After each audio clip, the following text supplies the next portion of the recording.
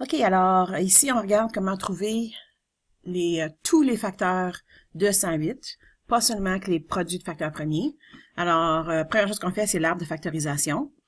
Et ça, vous pouvez le faire par vous-même, donc je l'ai fait ici. Alors, une fois qu'on a ça de fait, bien là, on regarde la première ligne du haut, qui est 108.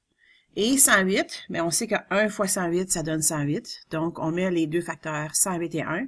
Puis là, on les écrit les deux le plus loin possible parce qu'on sait que tous les autres facteurs ils vont entrer entre les deux.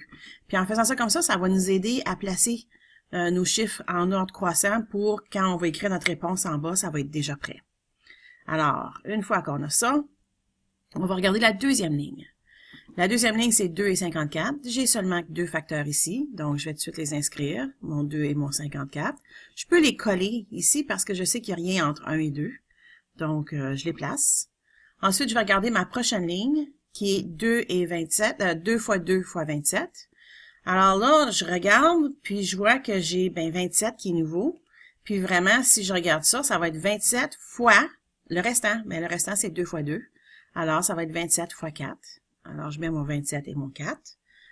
Et là, je me rends à la prochaine ligne. Et à la prochaine ligne, j'ai 2 fois 2 fois 3 fois 9. Et ici, je vois des nouveaux chiffres. Je vois 3 qui est nouveau, je vois 9 qui est nouveau. Alors, je vais commencer avec mon 3. Alors, si je fais 3 fois le restant, ça va me donner 3 fois 36. Alors, je peux les mettre là. Et là, une fois que j'ai fait mon 3, je peux aller faire mon 9. Alors, 9 fois le restant. Ça va être 9 fois 3 fois 2 fois 2, qui me donne 9 fois 12. Alors, je les place ici.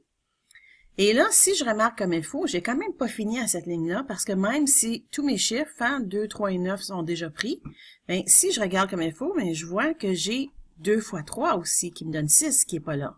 Alors, je vais faire 6 fois le restant. 6 fois le restant, c'est 9 fois 2, qui me donne 18. Alors, j'ai 6 et 18. Donc, ça me donne 6 fois 18.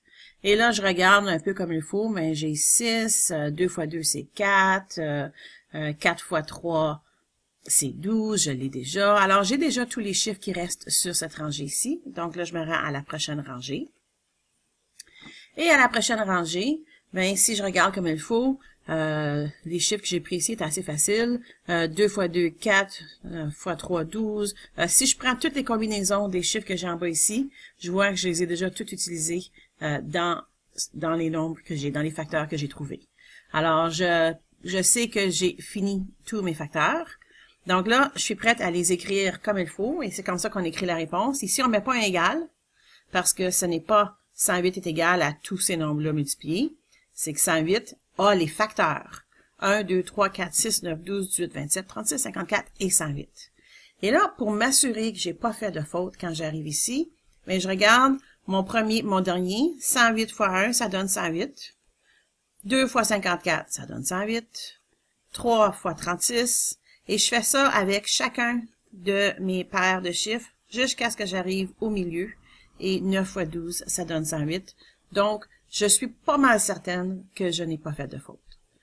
C'est toutes des petites façons de s'assurer de ne pas se tromper. Les facteurs de 108 sont 1, 2, 3, 4, 5, 6, 9, 12, 18, 27, 36, 54 et 108.